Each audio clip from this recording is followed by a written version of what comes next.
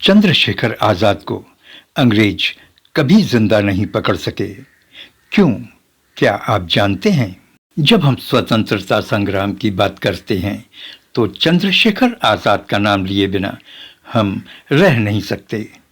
इस महान स्वतंत्रता सेनानी का जन्म भाभरा गांव में 23 जुलाई सन 1906 को हुआ था। भाभरा गांव आदिवासी बहुल क्षेत्र था, जहां आजाद का बचपन भील बालकों के साथ धनुष बाण चलाते बीता। शायद यहीं से उन्होंने निशानेबाजी सीखी और बाद में चलकर एक निपुण निशानेबाज बन गए थे। उनके निशानेबाजी का अंग्रेज भी लोहा मानते थे। उस समय बनारस क्रांतिकारियों का गढ़ माना जाता था। बनारस में ही वो मनमथनाथ गुप्त और प्रणवेश चटर्जी के संपर्क में आए। जलियांवाला बाग कांड ने हर एक हिंदुस्तानी को झकझोर कर रख दिया था।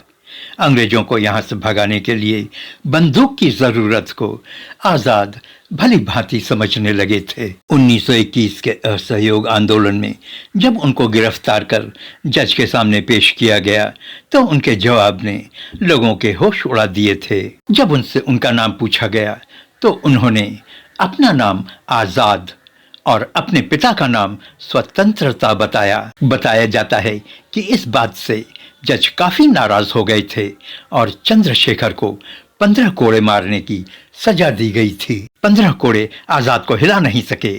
कोड़ों के बाद भी उफ न करने वाले चंद्रशेखर ने भारत माता की जय का नारा लगाया। इसी के बाद से चंद्रशेखर को दुनिया आजाद के नाम से पुकारने लगी।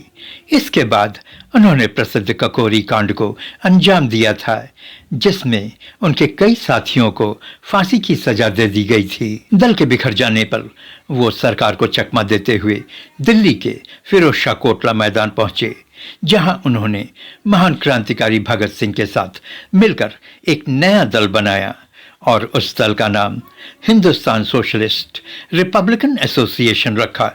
आजाद को इस दल का कमांडर इन चीफ बनाया गया। सैंडहर्स की हत्या और असेंबली बम कांड के बाद दल एक बार फिर बिखर गया। भगत सिंह, राजगुरु और सुखदेव को फांसी की सजा सुनाई गई। कहा जाता है कि चंद्रशेखर आजाद ने भगत सिंह को छुड़ाने की काफी कोशिश की थी, लेकिन सफल नहीं हो सके। काफी कोशिशों के बाद भी ब्रिटिश हुकूमत चंद्रशेखर को पकड़ने में कामयाब नहीं हो सकी। भगत सिंह, गुरुदेव और सुखदेव की सजा को कम करवाने के लिए वो इलाहाबाद पहुंचे, लेकिन अंग्रेज हुकूमत को इसकी भनक लग गई। उन्हें पता चला कि आजाद एल्फ्रेड पार्क में मौजूद हैं। हजारों पुलिस वालों ने एल्फ्रेड पार्क को चारों तरफ से घेर लिया और उन्हें आत्मसमर्पण करने के लिए कहा गया। लेकिन आजाद तो आजाद थे, वो भला समर्पण करने वालों में से कहाँ थे। अंग्रेज सिपाहियों से उन्होंने अकेले ही लोहा लेने की सोची और 20 मिनट तक अकेले ही उन्होंने मोर्चा संभाला। इस दौरान चंद्रशेखर आजाद बुरी तरह घायल हो गए। जब उन्होंने देखा कि अंग्रेज सिपाहियों से बचना मुश्किल है तो पकड़े जाने के बजाय आजाद ने अपने पिस्टल से अपने आप को खत्म कर लिया और इस तरह से वो अंग्रेजों के आखिरी बार भी हाथ नहीं आ सके। 27 फरवरी 1931 को चंद्रशेखर आजाद ने इस दुनिया को छोड़ दिया और इतिहास के पन्नों में अमर हो गए। जिस पेड़ के नीचे आजाद मारे गए थे वहां लोगों की भीड़ लगने लगी और लोग वहां फूल मालाएं चढ़ाने और दीपक जलाने लगे थे। आजाद भेष बदलने में बहुत माहिर थे। इसी वजह से अंग्रेज सिपाही उन तक पहुंचकर भी उन्हें पकड़ने में सफल नहीं हो पाते थे। प्लीज चैनल को सब्सक्राइब करें। Thank you for watching.